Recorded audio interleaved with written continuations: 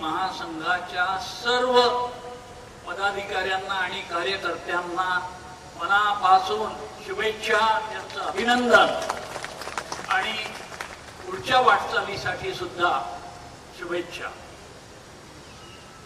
लोकाधिकार ही चळवळ सुरू झाली, तिची जी काही वाटचाल झाली, पुढे घोडदौड झाली, याचा मी एक साक्षीदार आहे।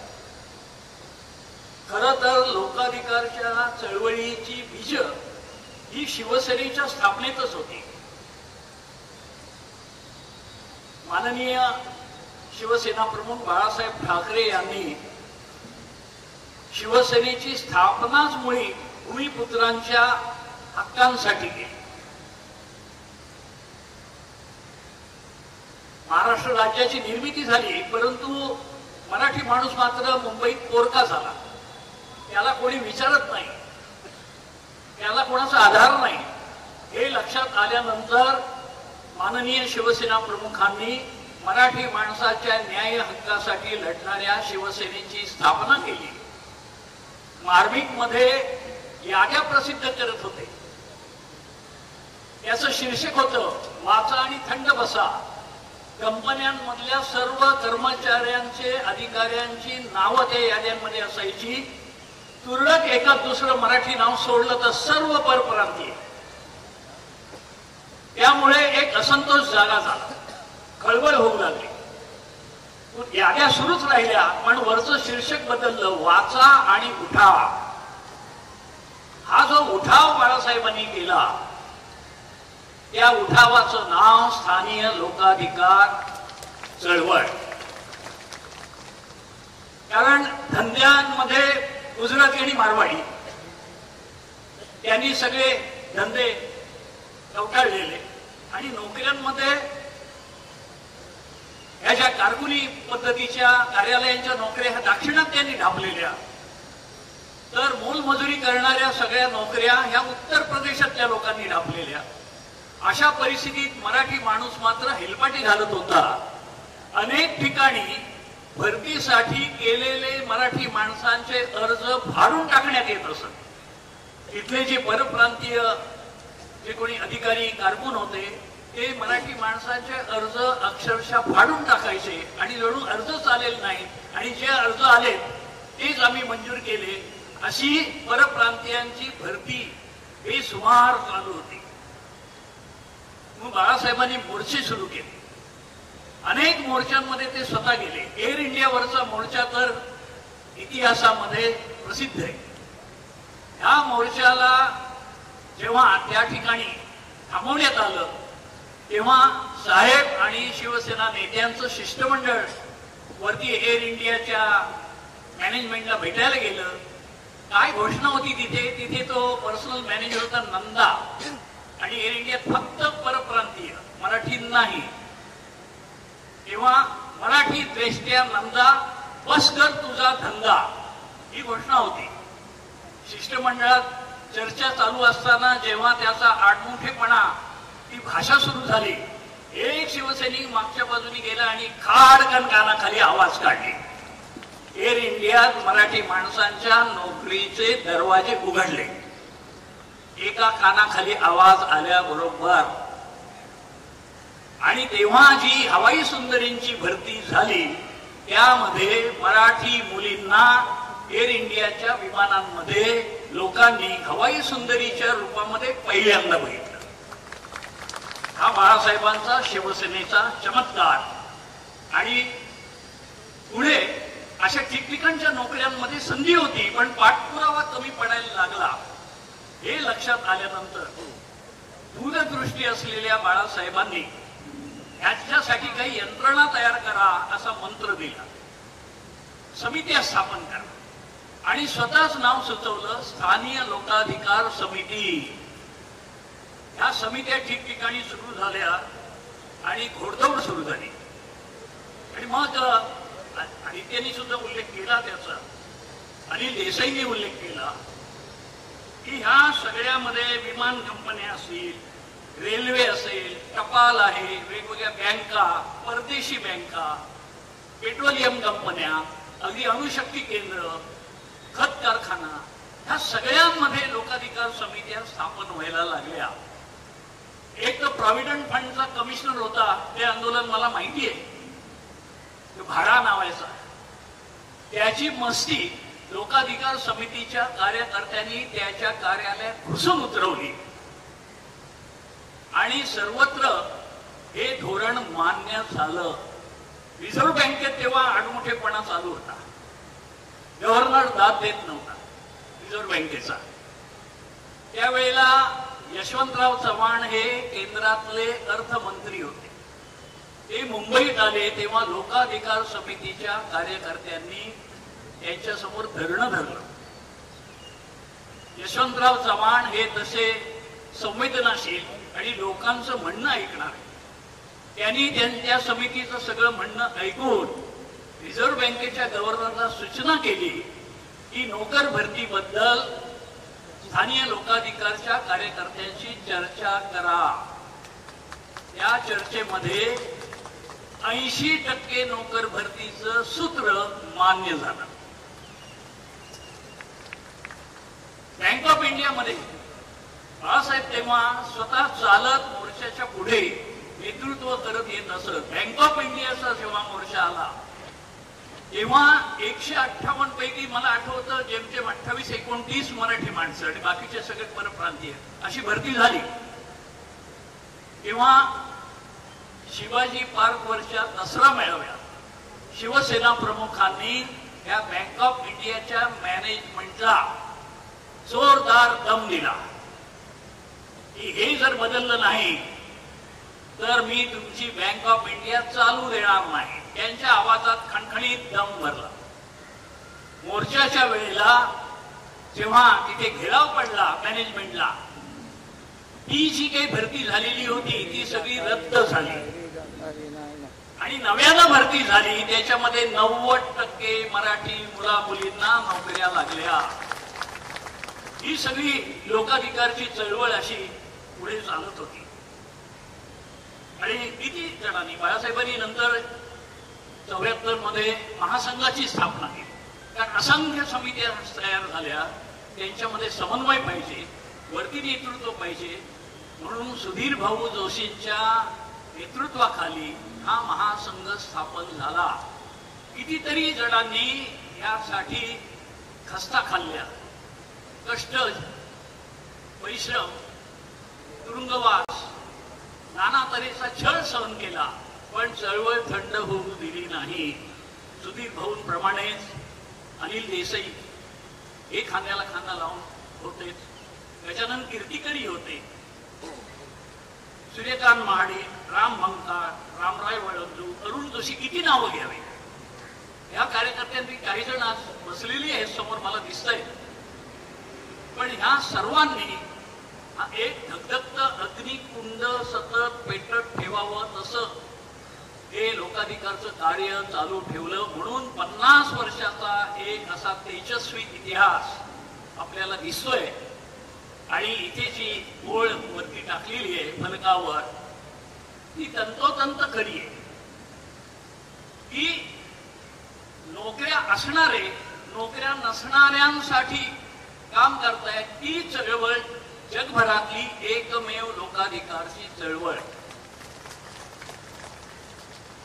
हा मंत्र सुद्धा माननीय बाळासाहेबांनी दिला. बाळासाहेब म्हणायचे नोकऱ्या मागणारे होऊ नका, नोकऱ्या देणारे व्हा.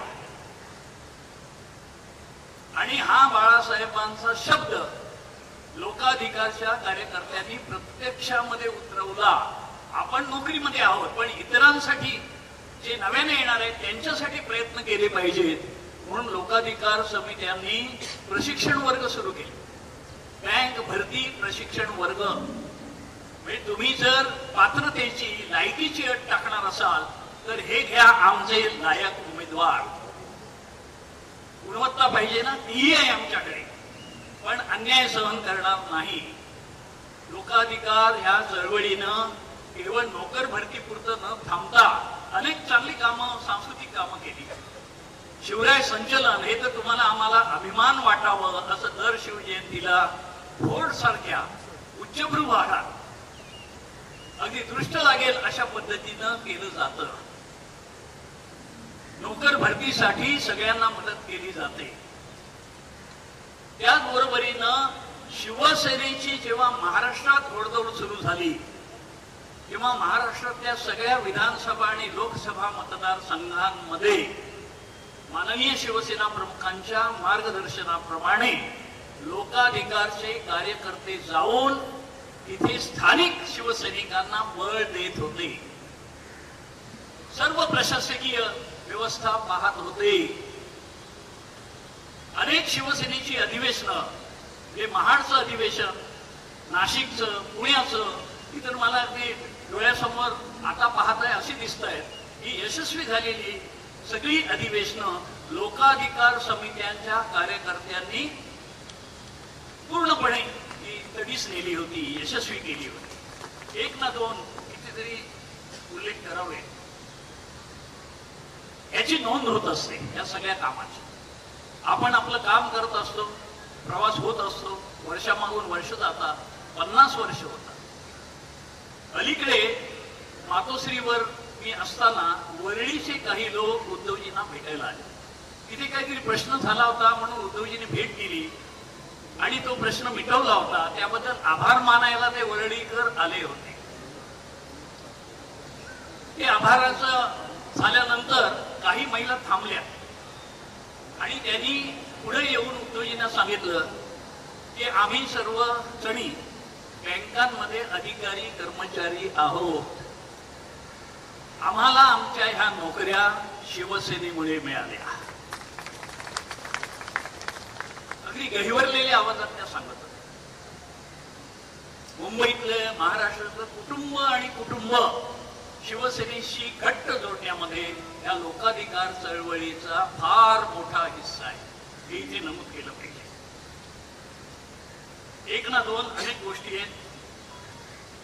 एकदा टॉम मोरायस नावाच्या एका नतद्रष्ट पत्रकाराने एक ग्रंथ लिहिला, बॉम्बे, आणि त्याच्यामध्ये आपल्या शिवरायांची आणि शिवसेना प्रमुख बाळासाहेबांची अगदी वाईट भाषेमध्ये अवहेलना केली होती. लोकाधिकार समितीच्या कार्यकर्त्यांनी त्याची होळी केली त्या ग्रंथाची. सुधीर भाऊ त्यावेळेला दूरदर्शनवर गेले होते. कशासाठी? तर दूरदर्शनने या टॉम मोरायसच्या त्या ग्रंथाबद्दल चर्चा आयोजित केली होती टीव्हीवर. सुधीर भाऊंनी त्या केंद्र संचालकाला सांगितलं, लोकमत प्रक्षुब्ध झालेलं आहे, शिवरायांचा त्यांनी अपमान केलाय, बाळासाहेबांचा अपमान केलाय, लोक सहन करणार नाहीत, तुमच्या केंद्राचं काही खरं नाही. ती चर्चा रद्द केली दूरदर्शन. असं वेळोवेळी आपलं पाणी लोकाधिकार समितीने दाखवलेलं आहे. आणि आज ह्या चळवळीची किती गरज आहे. त्यावेळेला नोकऱ्या होत्या म्हणून चळवळ उभी राहिली. आज महाराष्ट्रातून नोकऱ्याच पळवण्याचं काम सुरू झालेलं आहे. उद्योगच पळवले तर उद्योगांबरोबर नोकऱ्याही जातात. एक ना दोन किती उद्योग अलीकडे पळवलेले आहेत. माननीय आदित्य ठाकरे यांनी ज्याचा उल्लेख केला, फॉक्सकॉन, ह्या फॉक्सकॉन बरोबर महाराष्ट्राचा करार अंतिम झाला होता. फॉक्सकॉनचे अध्यक्ष टेरी गाव हे तैवानहून मुंबईत आले आणि ते उद्धव साहेबांची भेट घेण्यासाठी मातोश्रीवर आले होते. ते पक्क ठरलं होतं. आम्ही दावोसला गेलो तेव्हा मी आणि आदित्य यांना महाराष्ट्राच्या दालनात येऊन वेदांत म्हणून जे मोठी कॉर्पोरेशन आहे, आंतरराष्ट्रीय ग्रुप आहे, त्याचे अध्यक्ष अनिल अगरवाल येऊन भेटले आणि सेमीकंडक्टर, चिप्स, फॅब यांचं उत्पादन महाराष्ट्रात करण्यासाठी त्यांनी शिक्कामोर्तब केला. आपलं आंतरराष्ट्रीय वित्तीय केंद्र जे विकसित होणार होतं ते गुजरातला पडलं, गांधीनगरमध्ये, गिफ्ट या नावाने.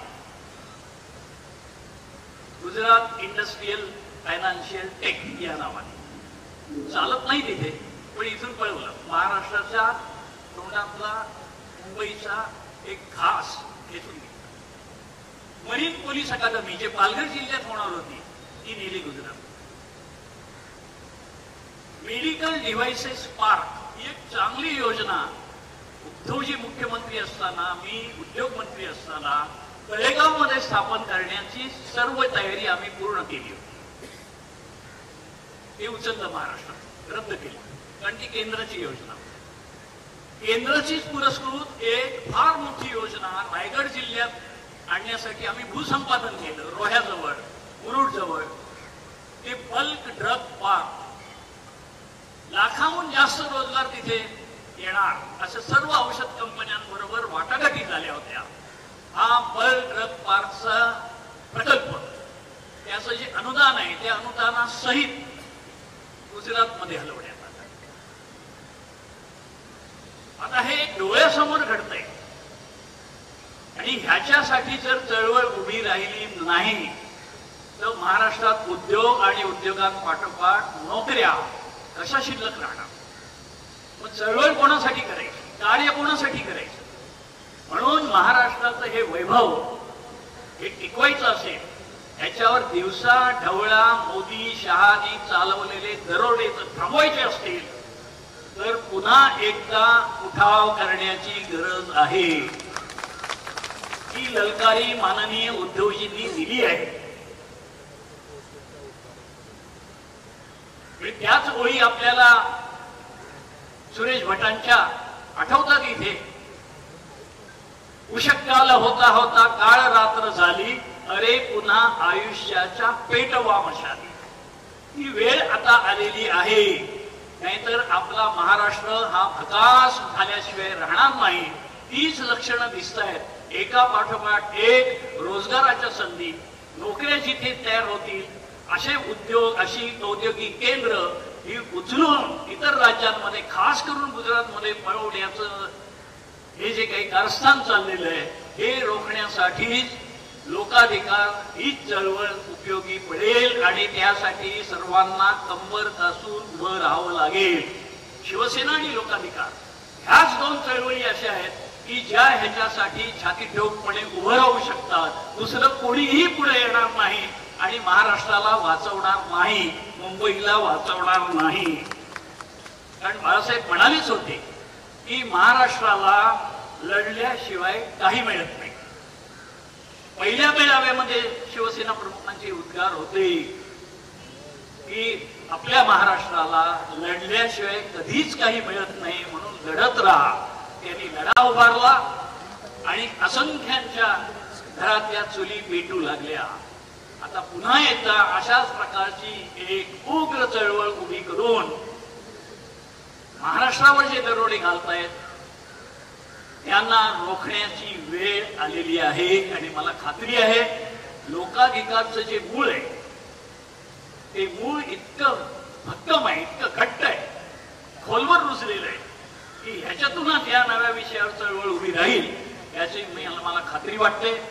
मी खासदार आणि महासंघाचे अध्यक्ष अनिल देसाई, सरचिटणीस मयेकर, त्यांचे सर्व सहकारी पदाधिकारी आणि तुम्ही सर्व लोकाधिकारचे कार्यकर्ते, पायी शिलेदार यांना मनापासून पुढच्या वाटचालीसाठी शुभेच्छा देतो. 4 शब्द पूर्ण करतो. जय हिंद, जय महाराष्ट्र. धन्यवाद साहेब.